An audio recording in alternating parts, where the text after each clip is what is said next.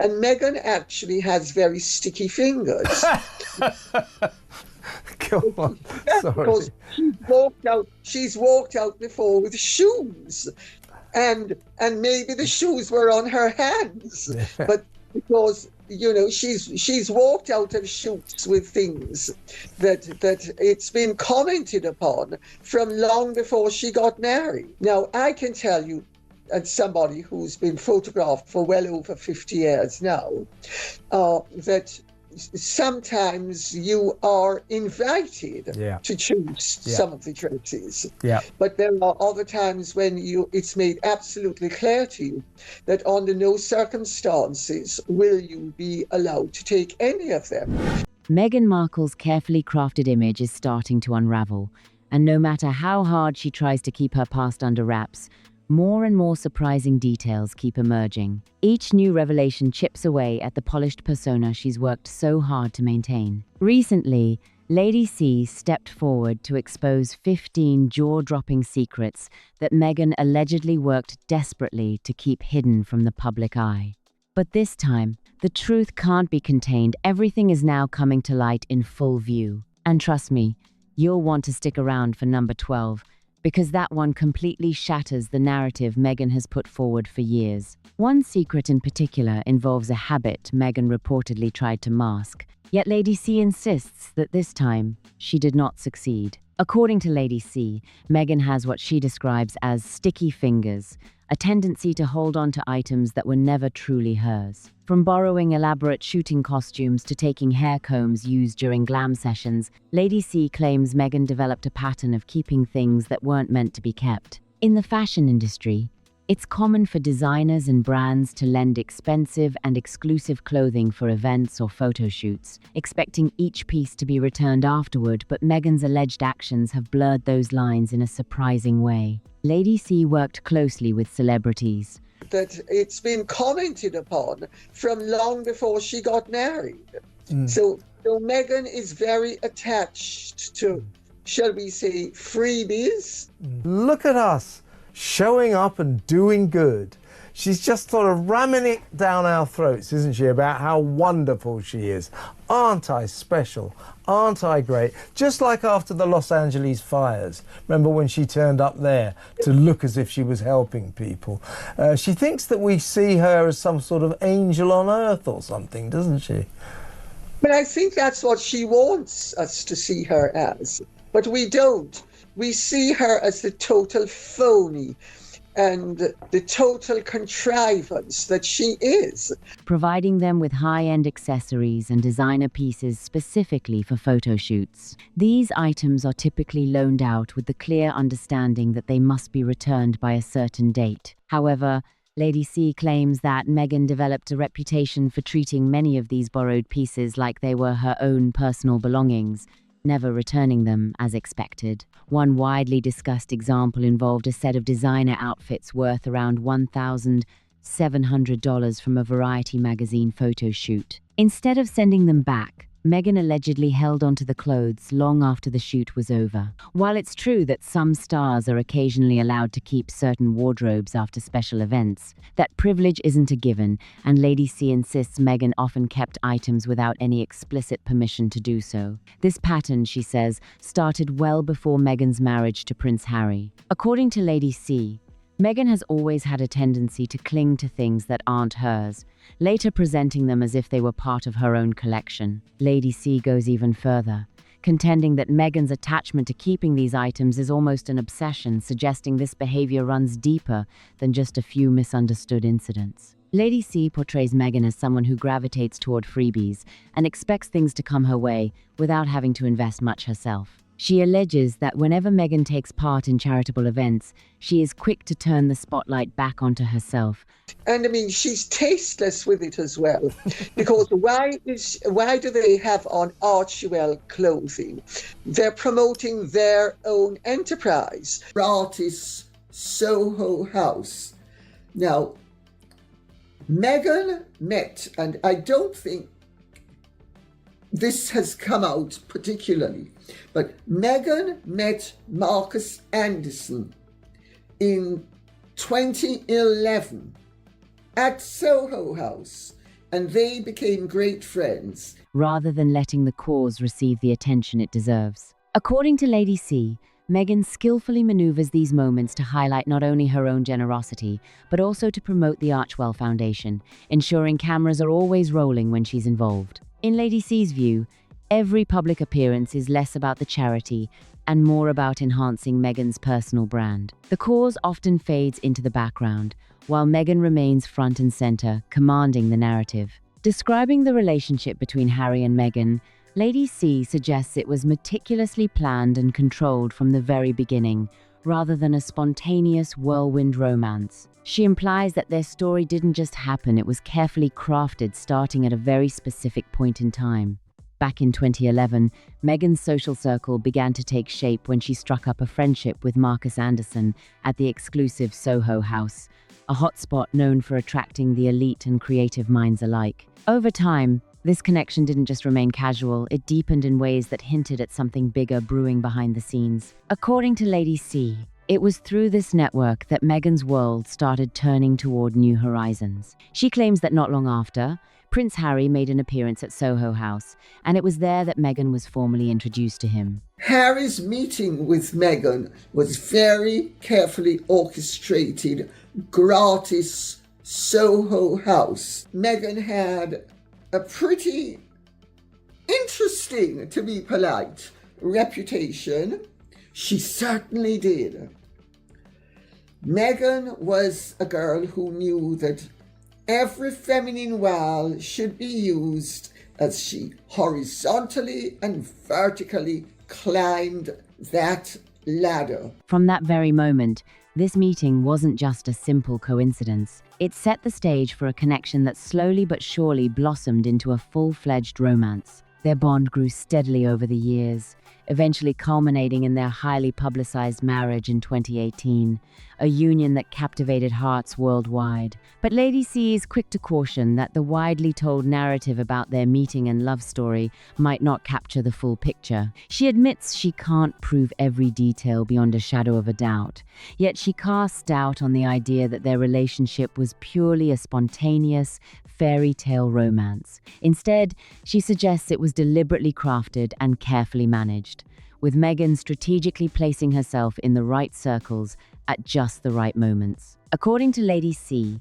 Meghan wielded her charm like a finely honed tool, skillfully turning every encounter into an opportunity to connect with influential figures who could help her climb higher. More than that, Lady C paints a portrait of someone unwaveringly focused on her goals, someone who Meghan knew exactly what shirt to wear to the Bondi Beach commemorative visit in terms of the massacre of Jews at Bondi Beach.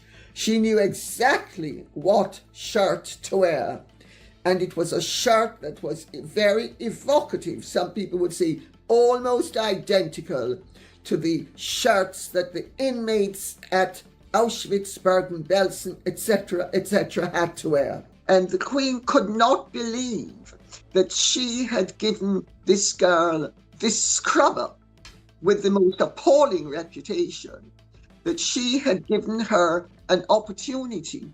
And she had believed that because Meghan had allowed her to believe that she wanted to join the team and work as a royal and do good as a royal. And she felt utterly betrayed that she had been manipulated the way she had by Meghan. if necessary, had no hesitation about stepping around obstacles or people who stood in her way, all in pursuit of her vision of success. She even points to Meghan's complicated relationship with her own father as a glimpse into this relentless determination and the lengths she was willing to go to protect and advance her position. As the whirlwind of royal wedding preparations unfolded, tensions simmered beneath the surface. Lady C reveals that the moment Meghan became a hindrance to certain plans or people, she didn't hesitate to cut ties and create distance, even with those closest to her. According to Lady C, Meghan's focus has always been centered on climbing the social ladder, driven by ambition that seemed to outweigh any personal loyalties or emotional bonds. She goes further, suggesting that whenever Meghan's star begins to fade, She consciously sparks controversy to reignite the public's interest in her. Take the infamous Bondi Beach appearance.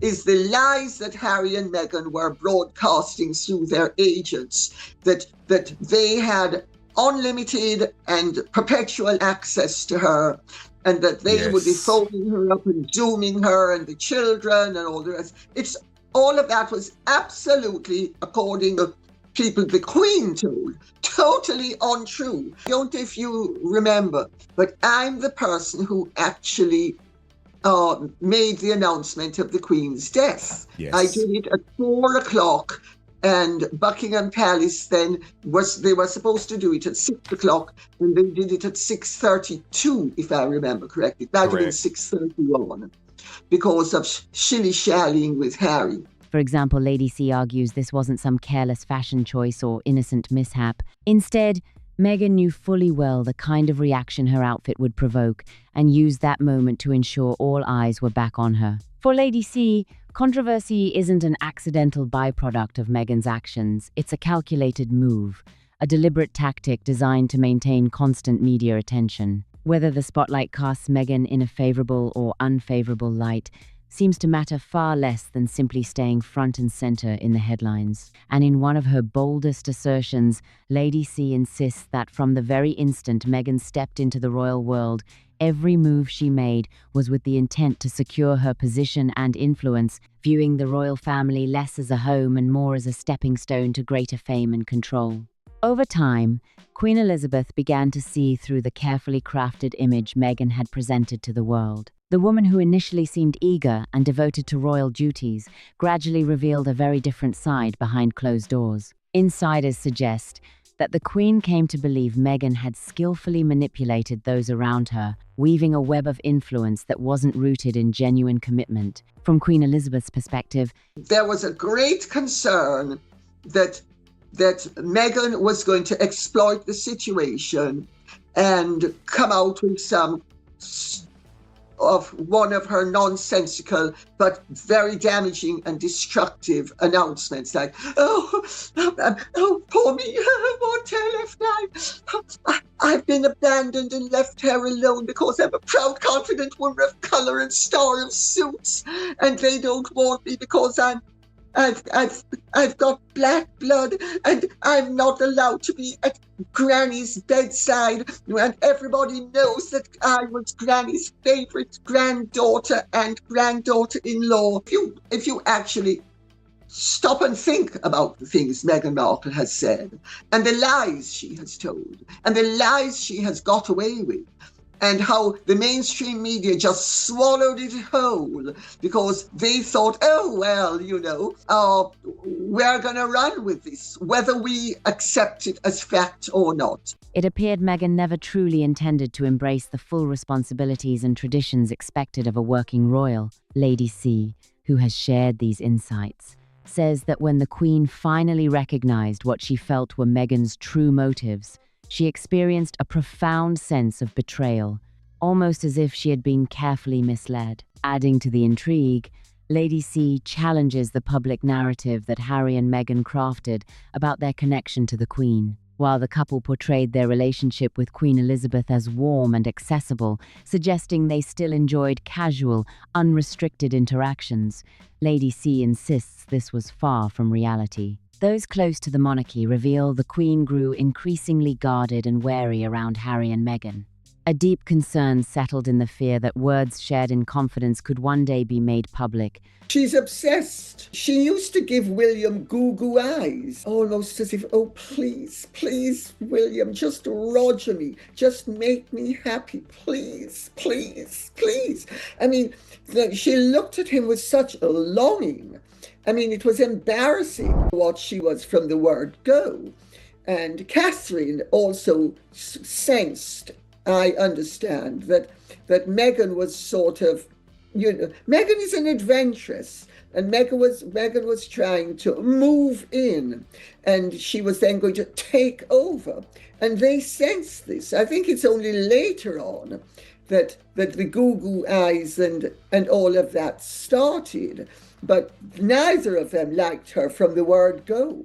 reshaping her image and traditions in a way she had no control over. This shift in trust marked a significant turning point in their relationship, shadowing the previously unshakable bond with tension and caution. Much of what really went on behind palace walls has remained tightly guarded, far from the public eye, interviews, documentaries, or any other widespread media projects. This deep desire for privacy extended to the Queen herself, who, according to Lady C, was cautious enough to even refuse having any photographs taken with Lily and Archie. It wasn't just about keeping certain images private, it was about control of a narrative that could easily slip beyond their reach. When Queen Elizabeth passed away, an intense, almost secretive tension swept through palace corridors. Lady C reveals there was a delicate race within the palace to determine who would be the first to officially announce this monumental news. Buckingham Palace was adamant that the official statement had to come out immediately. The photo of the bear bump is clearly a fake attachment.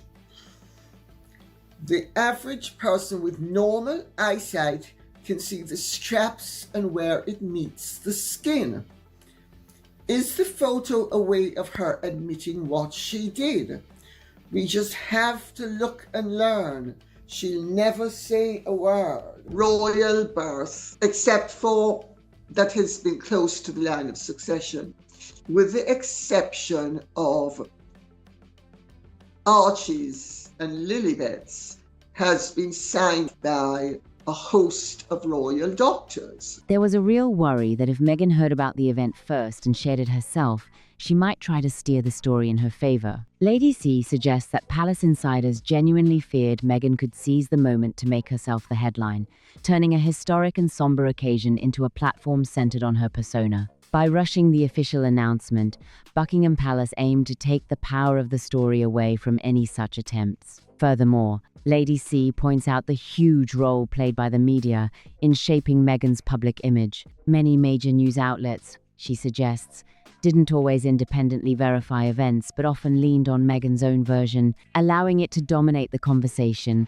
and influence public perception in a way that aligned with her narrative. After the Oprah interview aired, Lady C feels the public, and even the media, missed their chance to dig deeper with tougher questions. She insists that many of the popular stories about Meghan started out as accepted truths, but were later questioned and even overturned as more details emerged. Lady C argues that Meghan's early media backing played a huge role in shaping the overwhelmingly positive image that stuck with her for quite some time. But it's not just that Lady C goes further, bringing up a rather eyebrow-raising claim about Meghan's behavior toward Prince William. She describes Meghan as having an almost unusual fixation on William, saying that Meghan would often watch him with what Lady C calls goo-goo eyes. Those children should be removed from the line of succession forthwith. It starts feeling less about actual danger and more about maintaining an image.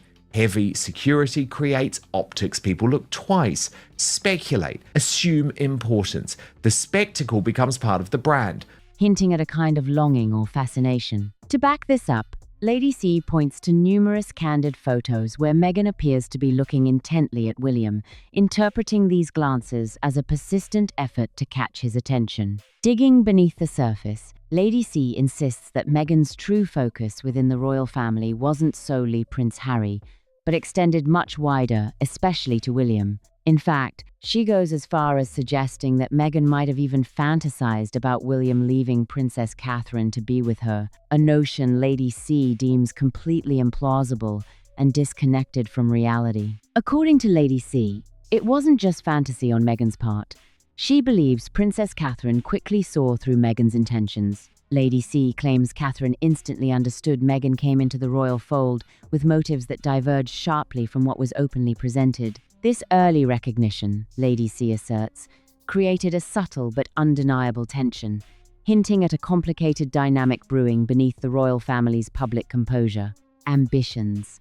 Convinced that Meghan wasn't just aiming to blend in as another working member of the royal family, but rather to seize control and reshape the narrative to her own advantage, Lady C shared that over time, both Catherine and Prince William began piecing together what they believed were Meghan's true long-term goals. This realization only deepened as whispers of clashes and tension between Meghan and palace staff started to surface, painting a picture of discord behind the regal curtain. Lady C claims that Catherine's wariness toward Meghan was present almost from the very beginning, an instinct, perhaps.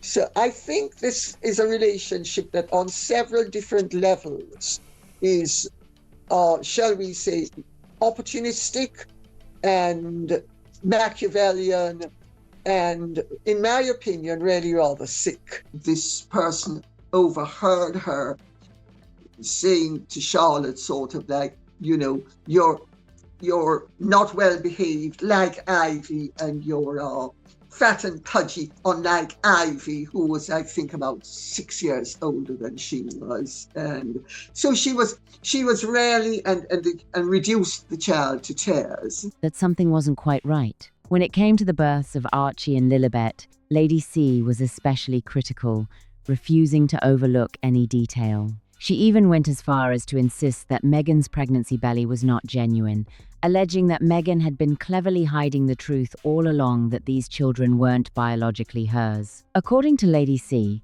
Meghan had been putting on a performance designed to deceive the public and insiders alike. She insisted that even an average, untrained eye could spot where the artificial bump straps met the skin, calling it a transparent act. This, according to Lady C, wasn't just about appearances. It was part of a deeper strategy Meghan was employing to cement her place within the royal family, an elaborate plan to rewrite the rules and secure her position by any means necessary. She went on to argue that every move was calculated, every facade carefully maintained to convince everyone of her legitimacy. The rumors went even deeper, with claims swirling that every royal birth has traditionally been verified and signed off by a team of trusted royal doctors, an essential ritual to confirm legitimacy and lineage. Yet, in the cases of Archie and Lilibet, this critical step was reportedly skipped, raising eyebrows and whispers behind palace doors. Such an omission, some argued, wasn't just an oversight, but a glaring red flag hinting at something unsettling happening beneath the polished surface of royal protocol. Critics went further, suggesting that these two children's positions in the line of succession should be reconsidered or even revoked due to these mysterious circumstances. The entire situation painted a picture of calculated moves and manipulative intent, one that felt cold, strategic, and, to many, deeply troubling. Adding fuel to the fire were insider accounts that painted an even darker glimpse into the atmosphere inside the royal household. One particularly disturbing story involved overheard words spoken by a family member toward young Charlotte. Instead of kindness and affection, the child was met with harsh and cruel comparisons, told she wasn't as well behaved as her cousin Ivy, and worse, criticized for her appearance being called fat and pudgy, while Ivy, who was several years older, was somehow held up as the golden standard. This unkindness left Charlotte reduced to tears on more than one occasion, revealing cracks in a family dynamic that outsiders rarely saw. It suggested a pattern of emotional harm hidden away from public view, a reminder that royal life, for all its glamour, often carries shadows behind the scenes. This tangled web of secrecy, hurtful relationships, and questionable decisions reflects a side of royalty that is as complicated as it is unsettling. The stakes are incredibly high, not just for the individuals involved, but for traditions and values passed down for centuries. It's a story that challenges us to consider the human cost behind the headlines and to remember that beneath the crowns and ceremonies, real people face very real struggles. If this story grabbed your attention and left you wanting to dive deeper, don't forget to hit that like button, subscribe for more fascinating royal stories, and share this video with your friends. We'd love to hear your thoughts, so drop a comment below and join the conversation. Your voice matters. Thanks for watching, and stay tuned for more captivating tales from the world of royalty.